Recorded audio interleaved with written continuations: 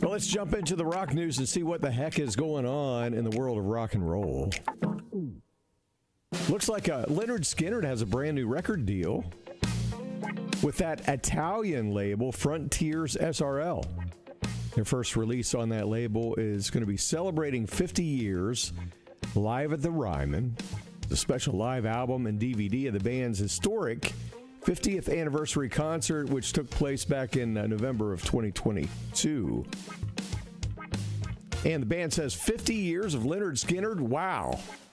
We're so grateful for the devoted fans for their support throughout the years of transitions and losses. This says Johnny Van Zant. He notes the concert was filmed before the 2023 loss of Gary Rosington, who was the last founding member of Skinner. So far, though, no release date has been mentioned. This morning, ZZ Top's Billy Gibbons is the latest artist speaking out in support of Joe Cocker getting into the Rock and Roll Hall of Fame.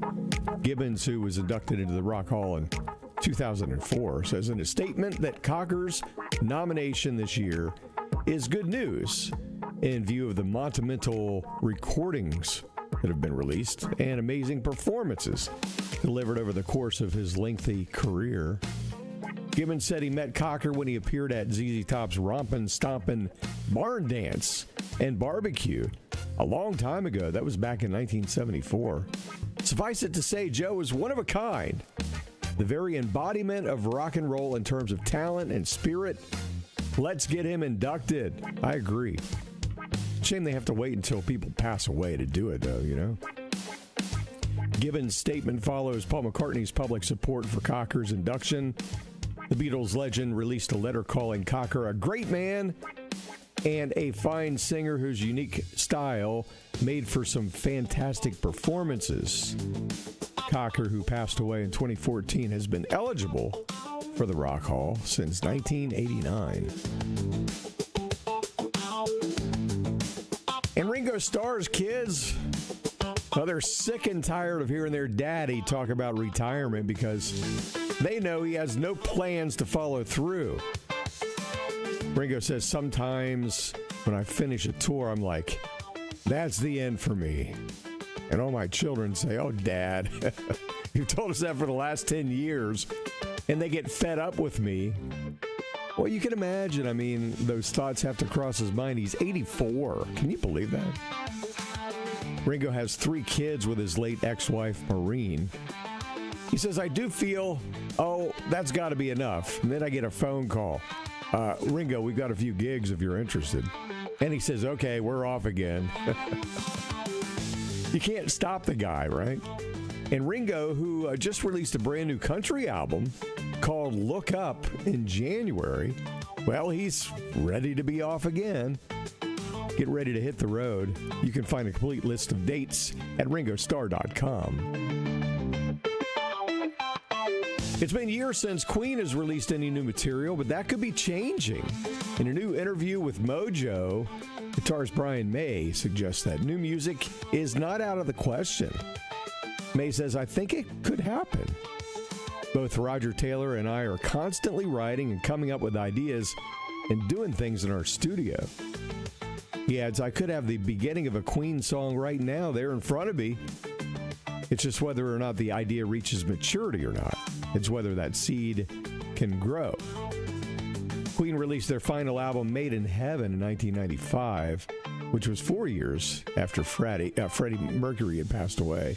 It used vocals recorded before Mercury's death, combined with new music recorded by the surviving members of the band. In 2022, they released the single Face It Alone, featuring Mercury vocals recorded 30 years earlier. And you might recall, it was about maybe 10 years ago that they released an album with Paul Rodgers of Bad Company doing the vocals. And when I saw it, I'm like, oh, this has got to suck. But I was actually quite wrong. It was very, very good. If you ever get a chance to check that album out, it's worth your time. And what about this? A supergroup featuring Are You Sitting Down? Rod Stewart, Freddie Mercury, and Elton John. Now, don't laugh, because it could have happened. They even had a name for the band. They were going to call it Teeth, Nose, and Hair.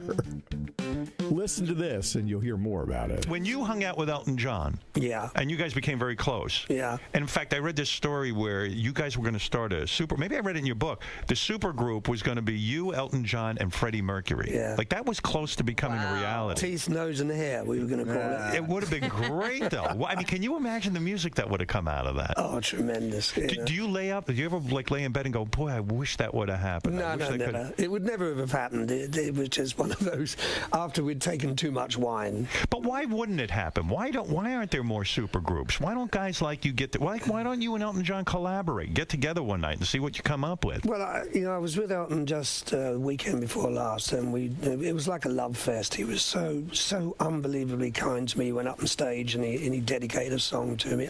The one thing, I think it's too late for a collaboration, but I would love to tour with Elton. I think it would be so camp. It'd be wonderful.